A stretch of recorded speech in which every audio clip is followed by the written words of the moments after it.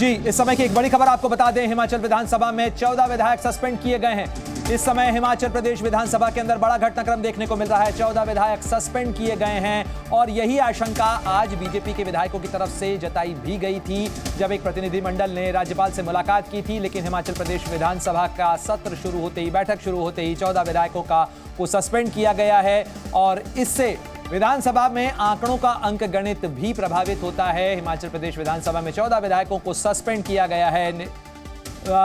14 विधानसभा सदस्यों को यानी 14 विधायकों को निष्कासित किया गया है। हिमाचल प्रदेश विधानसभा में 14 विधायकों को निष्कासित किया गया है। यह बड़ा घटनाक्रम इस समय हिमाचल प्रदेश विधानसभा से देखने को मिल रहा है। हिमाचल प्रदेश विधानसभा में 14 विधायकों को निष्कासित किया गया है ऐसे दिन जब बजट पारित होना है, बजट पास होना है। सुखविंदर सिंह सुक्खू सरकार संकट से जूझती हुई नजर आ रही है। ऐसे में 14 विधायकों को निष्कासित किया गया है।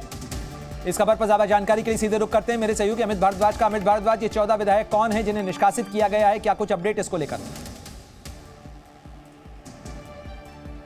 देखिए, अभी लिस्ट इनकी आ रही है और इनमें से जो बागी विधायक है उनका नाम जरूर होगा। मैं आपको बता दूं कि इस समय जो है स्थिति और जो है इनके लिए खराब होती नजर आ रही है, क्योंकि अभी तक जो है जो पर्यवेक्षक यहाँ पर आने थे, जिनको इन सबको मनाना था जो और सारी स्थिति को हैंडल करना था, वो नहीं आ पाए हैं और सुक्खू के हाथ से चीज़ें निकलती हुई दिखाई दे रही हैं। आप 14 लोगों को मनाने के, देखिए आप अपनी सरकार को बचाने की बजाय अलग से कार्रवाई कर रहे हैं। बिल्कुल अमित भारद्वाज, ये जानकारी जो सामने आ रही है कि जो 14 विधायक हैं ये बीजेपी के विधायक हैं, यानी आंकड़ों के इस समीकरण के अंदर विधानसभा के अंदर बहुमत का आंकड़ा प्रभावित होता है। अगर बीजेपी के 14 विधायक कम हो जाते हैं, बीजेपी के पास 25 विधायक हैं, उसमें से अगर 14 विधायक कम हो जाते हैं तो बीजेपी का गणित तो गड़बड़ाता हुआ यहां पर नजर आ रहा है।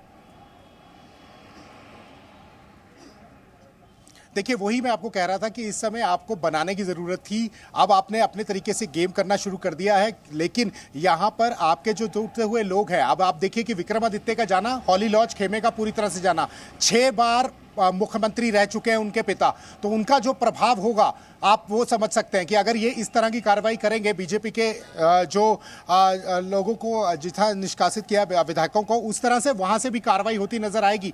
हालांकि विक्रमादित्य ने ये साफ कर दिया कि वो जो है अभी जो एक्शन उसका होगा, जो नेक्स्ट कोर्स ऑफ एक्शन होगा वो बताएगा, लेकिन ये खेमा जो है इनको बहुत भारी पड़ने वाला है लगातार। बिल्कुल अमित भारद्वाज, और इसी को लेकर जयराम ठाकुर ने आज जब राज्यपाल से मुलाकात की थी, आज सुबह बीजेपी के विधायकों का एक प्रतिनिधिमंडल मिला था, तो उसने इसी चीज को लेकर आशंका जताई थी।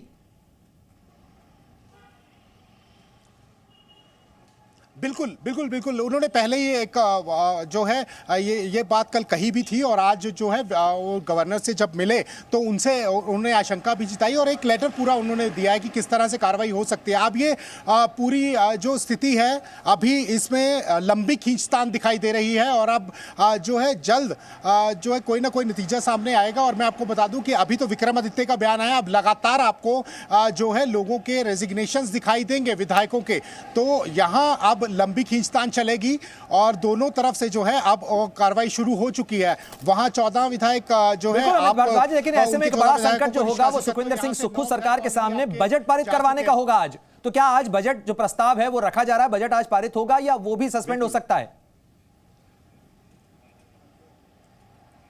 वो भी सस्पेंड हो सकता है। अभी देखना कि अगली कार्रवाई क्या होती है, क्योंकि इस समय जिस तरह की स्थितियां बन रही हैं तो बहुत मुश्किल लग रहा है कि बजट इस समय पास करवाया जा सके। तो ये अभी बिल्कुल अमित आप बने रहिए, लेकिन जिस घटनाक्रम का आप जिक्र कर रहे हैं, जिन इस्तीफों का आप जिक्र कर रहे हैं, उसका सिलसिला शुरू होने की जो शुरुआत है वो विक्रमादित्य सिंह के इस बयान के साथ हुई जिसमें उन्होंने मीडिया के सामने अपने इस्तीफे का ऐलान किया, सुखविंदर सिंह सुक्खू के कामकाज पर सवाल खड़े किए और जी न्यूज से जब बातचीत की विक्रमादित्य सिंह ने तो क्या कुछ उन्होंने कहा, किस तरीके से उनका दर्द सामने आया, वो भी आपको दिखाते हैं।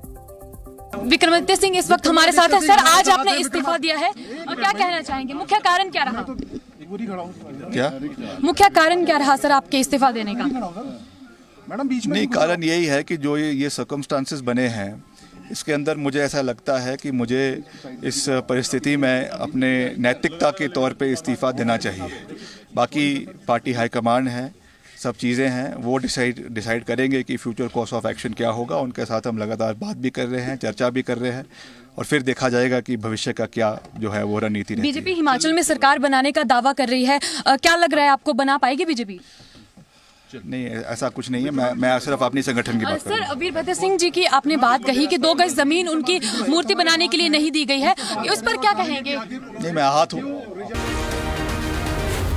Zee News.